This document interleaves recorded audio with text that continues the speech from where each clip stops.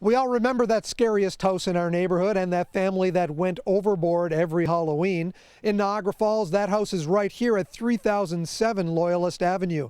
Here, the spooktacular Tunnel of Terror promises to raise your hair while also raising money for a family in need and supporting Project Share. Our first tunnel was a 16-foot little in and out kind of thing with two little spooks, and 4 years ago we moved into this house, and I looked at the backyard and I'm like, we're going broke this year, we're building something big, and each year it's gotten bigger and bigger, and this year it's 900 square feet of completely watertight, wired like a house, all on safety circuits. It just evolves on its own almost.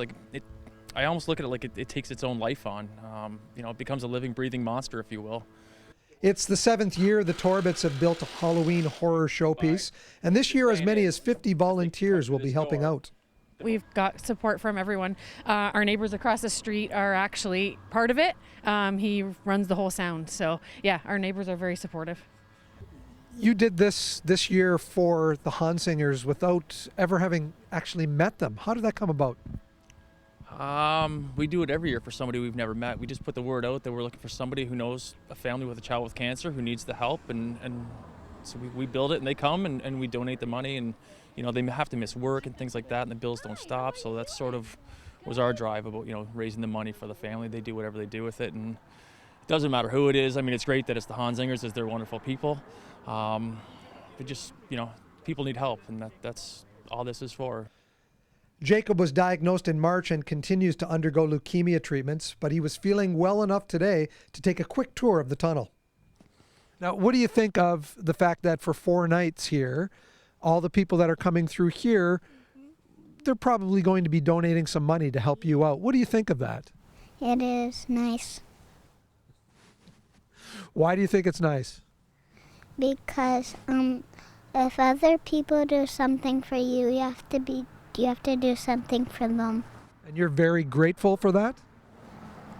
Mm-hmm. It's been an interesting 8 months, but the good news is that this one he can beat, and he's going to beat it, and he's tough as nails, and we're really proud of him, and we're lucky that we have a strong family around him and support of wonderful people like the Torbetts, who they didn't even know us, and they sponsor him, and the acts of kindness just like they've given to us have been just amazing.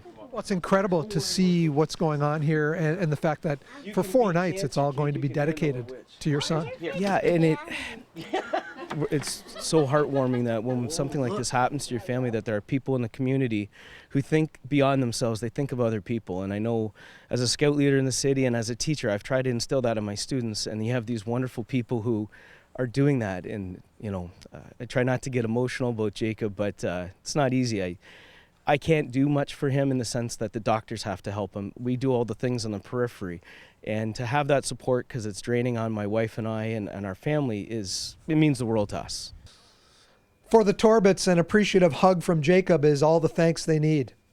It's great to have him actually be a part of it this year and run around and go through the tunnel, and I'm already satisfied as far as that goes. Like, just the smile on his face. When we met him for the first time, the first thing that Jacob said was, "Thank you for building me a haunted house." That was amazing. You kind of melt a bit, right? Yeah. Entry into the Tunnel of Terror is free, but donations for Jacob and his family are strongly encouraged. And remember, if you do come out, please bring a non-perishable food item to support Project Share. Having a howling good time in Niagara Falls, Mike Balsam reporting for The Source.